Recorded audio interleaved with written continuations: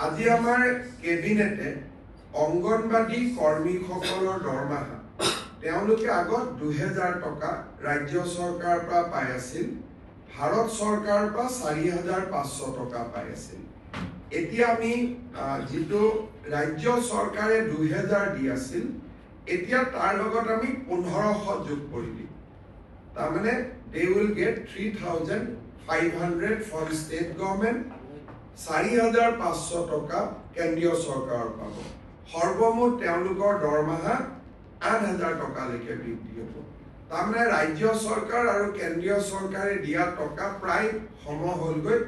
তেওঁলোকে 4000 দিয়ে কেন্দ্ৰীয় চৰকাৰে, আমি 3500 দিম।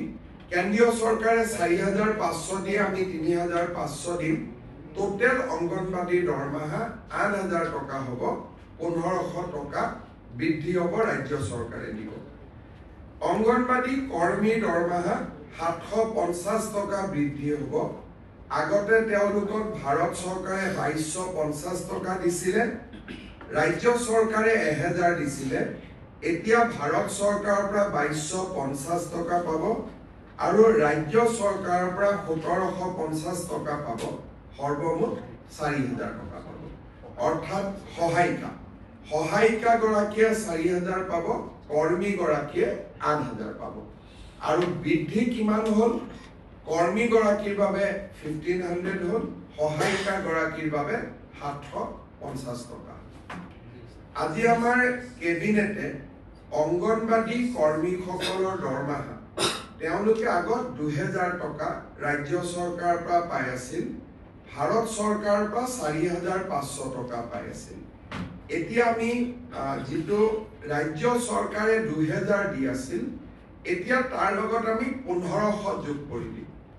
তাৰমানে they will get 3500 from state government, 4500 টকা কেন্দ্ৰীয় চৰকাৰৰ পাব। সৰ্বমুঠ তেওঁলোকৰ দৰমহা 8000 টকালৈকে বৃদ্ধি হ'ব। তাৰমানে ৰাজ্য চৰকাৰ আৰু কেন্দ্ৰীয় চৰকাৰে দিয়া টকা প্ৰায় সম হ'লগৈ। তেওঁলোকে 4000 দিয়ে কেন্দ্ৰীয় চৰকাৰে, আমি 3500 দিম। কেন্দ্ৰীয় চৰকাৰে 4500 দিয়ে, আমি 3500 দিম।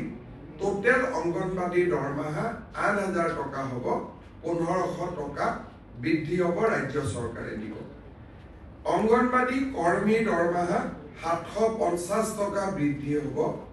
আগতে তেওঁলোকক ভাৰত চৰকাৰে 2250 টকা দিছিলে, ৰাজ্য চৰকাৰে 1000 দিছিলে। এতিয়া ভাৰত চৰকাৰৰ পৰা 2250 টকা পাব আৰু ৰাজ্য চৰকাৰৰ পৰা 1750 টকা পাব। সৰ্বমুঠ 4000 টকা পাব। অৰ্থাৎ সহায়িকা গৰাকীয়ে 4000 পাব, কৰ্মী গৰাকীয়ে 8000 পাব। আৰু বৃদ্ধি কিমান হ'ল? কৰ্মী গৰাকীৰ বাবে 1500 হ'ল, সহায়িকা গৰাকীৰ বাবে 750 টকা।